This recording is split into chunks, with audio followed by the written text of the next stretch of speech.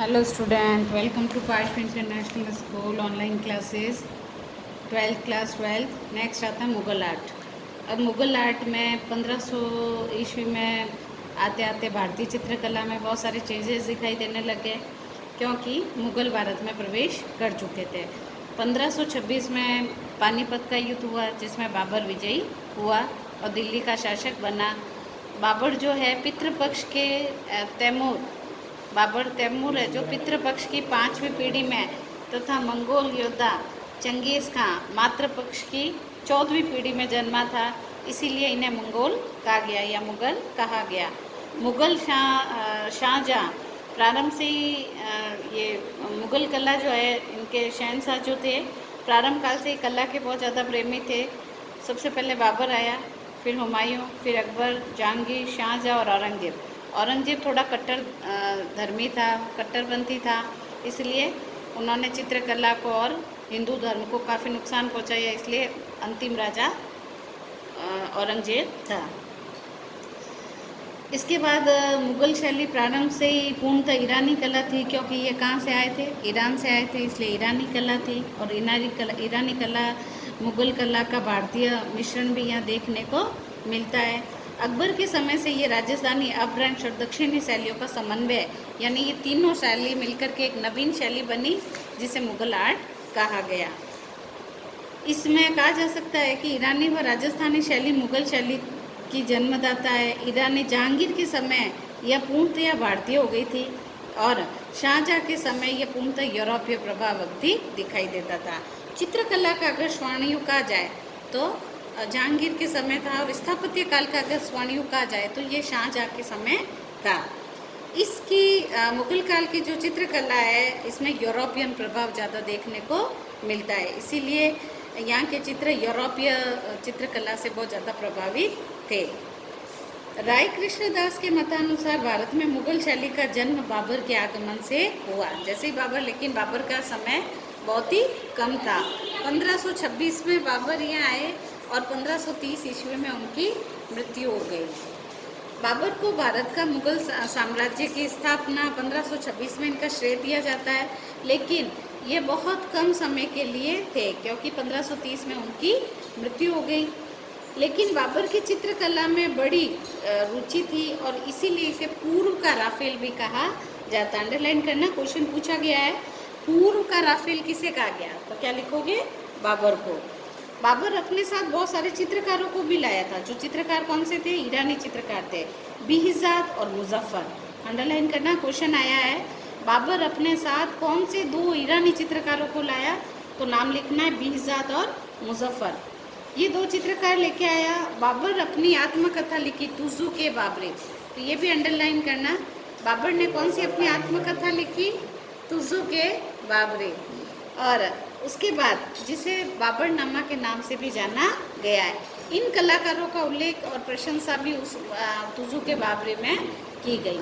फिर नेक्स्ट बाबर के बाद आया हुमायूं। हुमायूं का नाम का अर्थ होता है भाग्यशाली, लेकिन वो बिल्कुल उसके विपरीत था।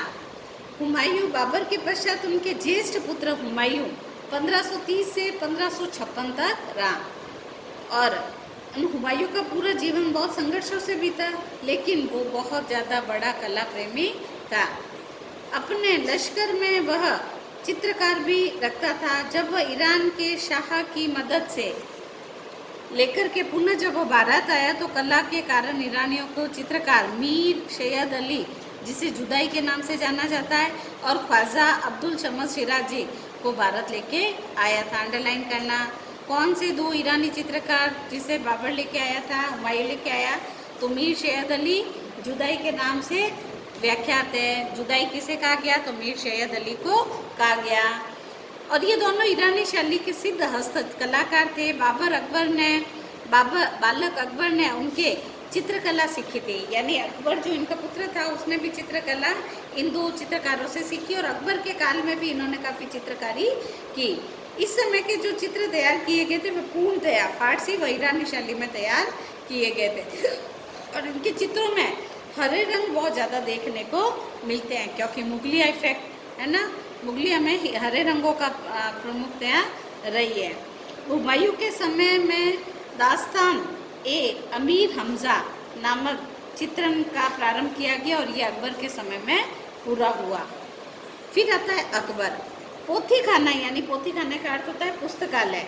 पुस्तकालय की सीढ़ियों से पैर फिसल करके किसकी मृत्यु हो जाती है? हुमायूं की। हुमायूं के मृत्यु के पश्चात उसका मात्र 13 वर्ष की आयु में उसका बेटा अकबर राज्य की बागडोर संभाली।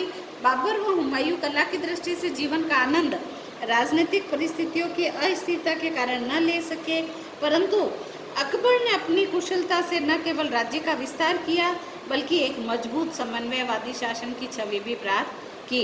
अकबर के शासन काल में ईरानी चित्रकार जो पहले से ही भारत आए हुए थे, कौन थे? अभी ऊपर बताया, मीर सैयद अली जिसे जुदाई के नाम से भी फेमस थे, और ख्वाजा अब्दुल समद सिराजी, ये 2 चित्रकार भारत में आए थे। इन दोनों कलाकारों ने अकबर की रुचि और नीति के अनुसार कला क्षेत्र में भी समन्वय स्थापित की। उन्होंने ईरानी रूपाकारों को भारतीय रंगों में संजोकर अकबर के विचारों को साकार रूप दिया। दशवंत बसावन प्रतिभा संपन्न भारतीय चित्रकारों ने मिलकर मुगल शैली को प्राणवान बनाया, जिसने मुगल शैली में ईरानी कठोरता और भारतीय कोमलता का सुखमय समन्वय भी देखने को मिलता है। अकबर विद्वान व नीतिज्ञ होने के साथ साथ बहुत कला परखी भी था, बहुत कला पारखी था, क्योंकि कला को बहुत अधिक उसको प्रेम था।